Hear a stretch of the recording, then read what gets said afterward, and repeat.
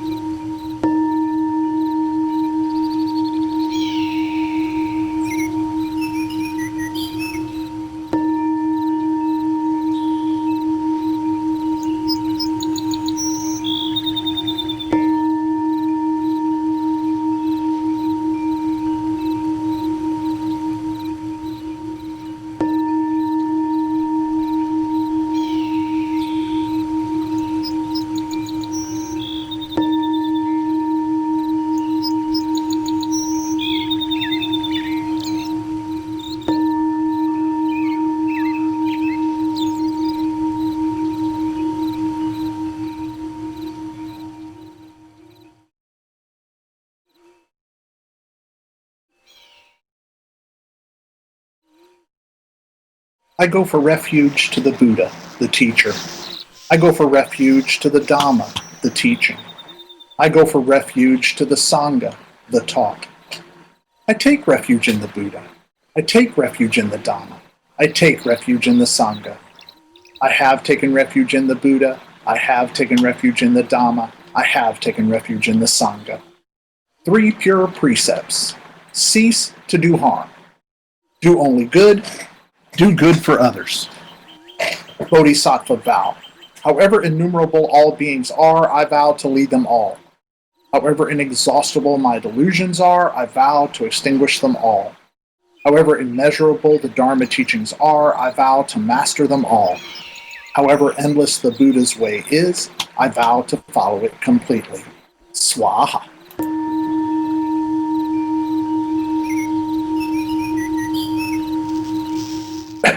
Oh, excuse me.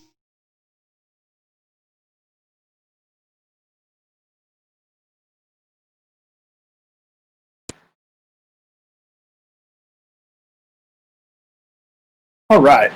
So, given a discussion that was going on at the end of the talk on Friday, and some of the questions that were asked, and when you're in the midst of questions and answers, you can't give, or it's difficult to give whole big ol' answers, because if you do, you're Somebody else can't ask a question, so we try to keep it short and sweet.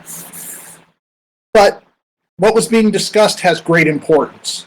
Has great importance in how we practice and how we accept our practice and how we accept our role as Buddhists. So, as you saw today, if you saw the notice, the subject today is thinking metta.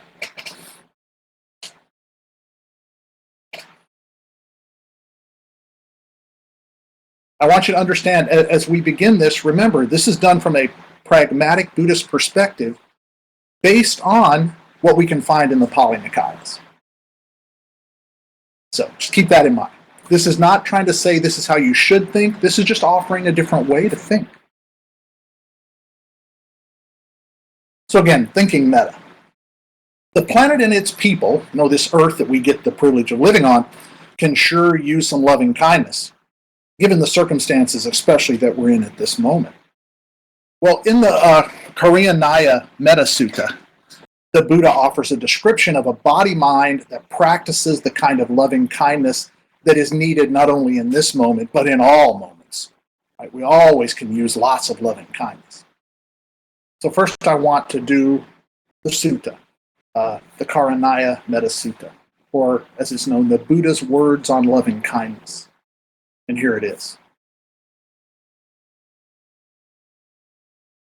This is what should be done by one who is skilled in goodness, and one who knows the path of peace.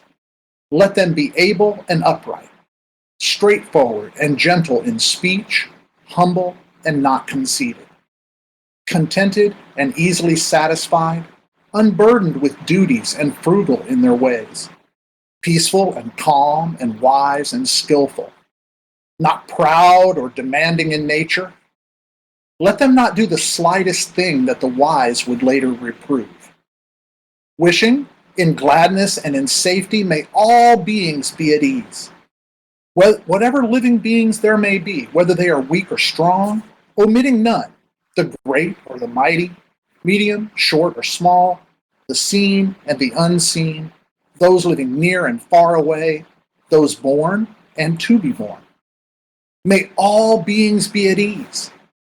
Let none deceive another or despise any being in any state. Let none through anger or ill will wish harm upon another. Even as a mother protects with her life her child, her only child, so with a boundless heart should one cherish all living beings, radiating kindness over the entire world, spreading upwards to the skies, and downwards to the depths, outwards and unbounded, freed from hatred and ill will. Whether standing or walking, seated or lying down, free from drowsiness, one should sustain this recollection. Now, this is said to be the sublime abiding, by not holding to fixed views, the pure-hearted one, having clarity of vision, being freed from all sense desires, is not born again into this world.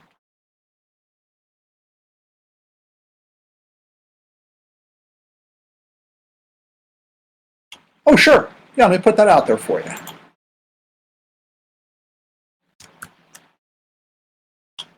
There we go. Good old cut and paste. There it is. This particular one here is a translation by Thanissaro Bhikkhu, and you can find it on the Access to Insight website.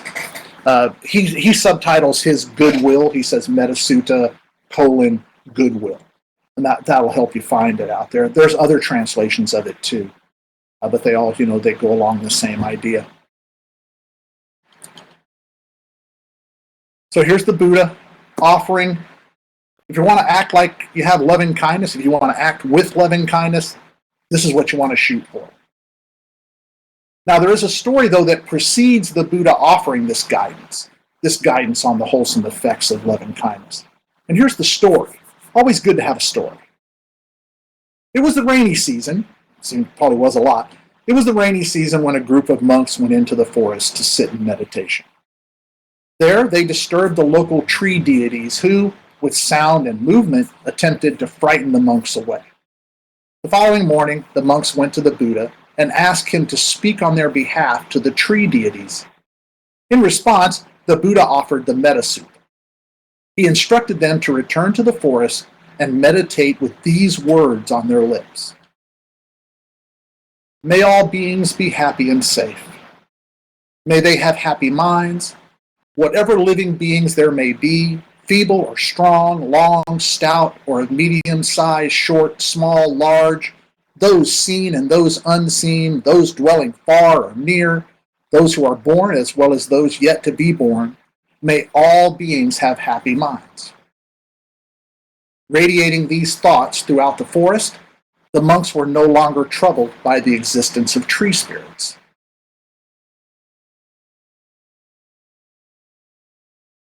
So there's a nice story, right? Monks in the forest, they're afraid of the noises and the dark and the shifting lights and all that. So they ask the Buddha to help, talk to the tree spirits. Well, the Buddha first describes the type of being capable of offering sincere loving kindness. One who practices goodness and walks the path of peace and equanimity and nonviolence. Their speech is measured and truthful. It's without pride and selfishness. It's gentle, generous, and they perform virtuous acts without being virtue themselves. Their actions always directed toward wholesome karmic consequences that their peers and their masters would find no faults with. But in none of the various translations of the Metta Sutta does the Buddha speak directly about the deities of the forest that the monks actually ask him to intervene with in the first place. The Buddha chooses to set aside the metaphysical, and instead he focuses on the body minds of the monks themselves. He gets them to focus on their fears and on their anxieties. He realized that with minds concentrated on loving kindness for all, minds devoid of hurtful and violent thoughts, these are the thoughts that can arise when fear is present, right? Well, the monks then would experience the calm and balance that they would need to continue their meditative practice even in the midst of their fears and anxieties. The metta practice, when done regularly, would also serve to instill in each of the monks a body-mind that's devoted to nonviolence and peace toward all people. Actions that would result from such a transformation would then go on to be examples for the lay people that those monks would engage with. So this was skillful means in action. The Buddha didn't go out there and say, hey, you tree spirits, stop messing with the monks. He recognized that the issue wasn't in the forest, the issue was in the body minds of the very monks that were asking for his help. And as you can see here, the Metta Sutta was originally directed at monastics, and, most of the Pali Suttas were. The Buddha was, again, he was developing a dedicated, practiced, and sincere group of disciples that would go out and offer the Dharma. Right then, and of course after the death of the Buddha. But like so many of the suttas, this sutta is equally important to a lay Buddhist practice. And the verse that most clearly defines that ideal of loving kindness is, quote, even as a mother protects with her life her child, her only child, so with a boundless heart should one cherish all living beings. And while that's the verse that clearly defines the core of loving kindness, it's also the most difficult for some people to grasp. Some will say, well, wait a minute, I haven't had the experience of being a mother, so how would I know? And maybe they say, I've never really cared for anybody with that depth. Well, the Buddha might say that you may not have been a mother, but you have been mothered. And how did that feel? That's the feeling of loving kindness, and that's the feeling that you want to hand on to others.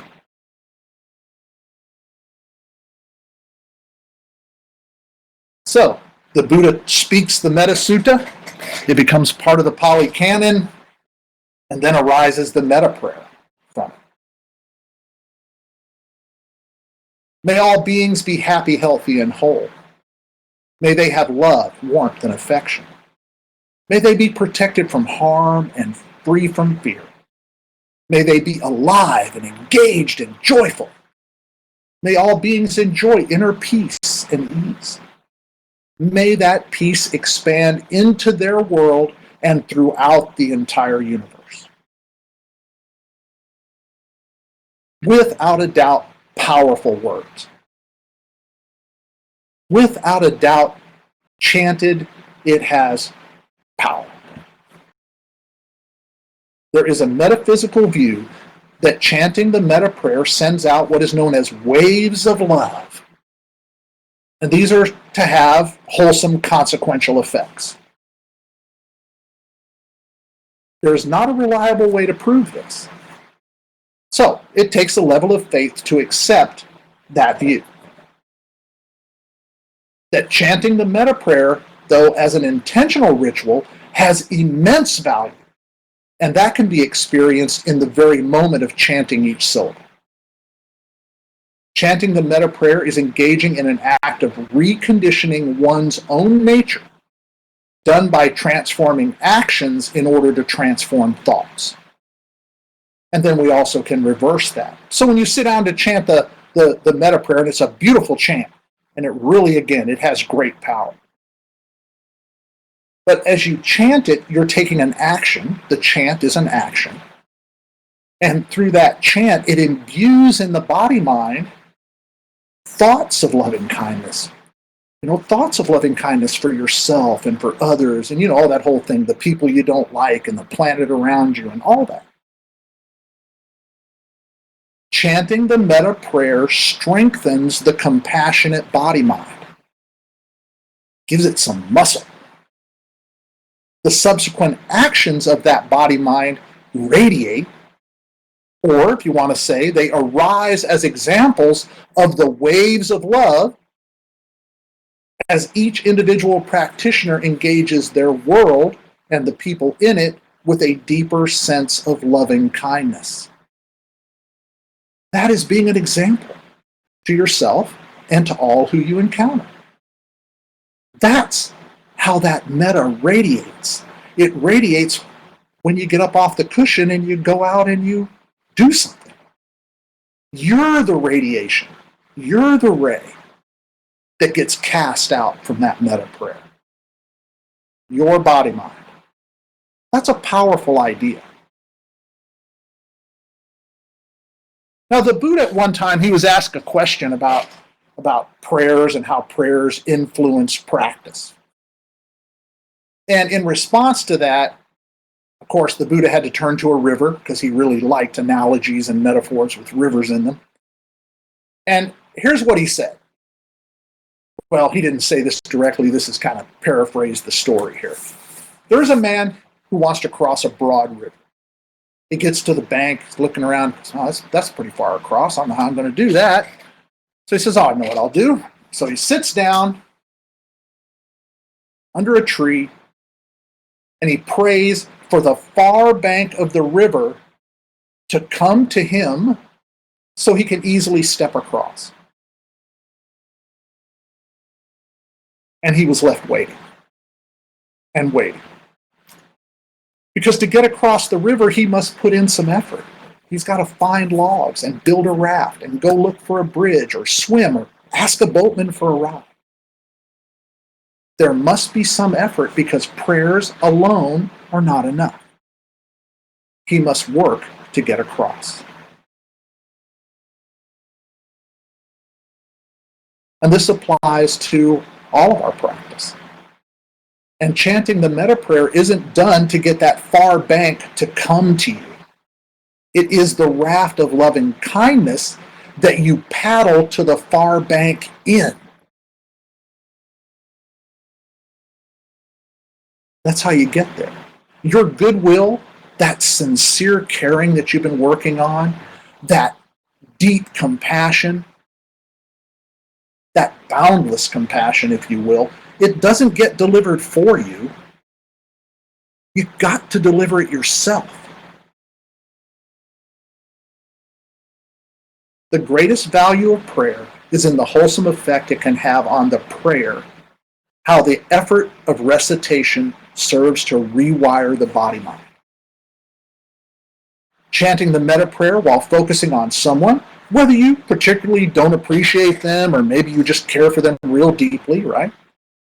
It plants a wholesome seed of acceptance so that when that person is encountered the next time, the practitioner's attitude will have transformed for the better. This is a wave of love. Again, we as practitioners, we're the wave. We're the wave. It's our actions, right? Waves are actions. Waves aren't thoughts. So if you're going to be a wave of love, you can't just be sitting thinking about it. You got to be up and doing it.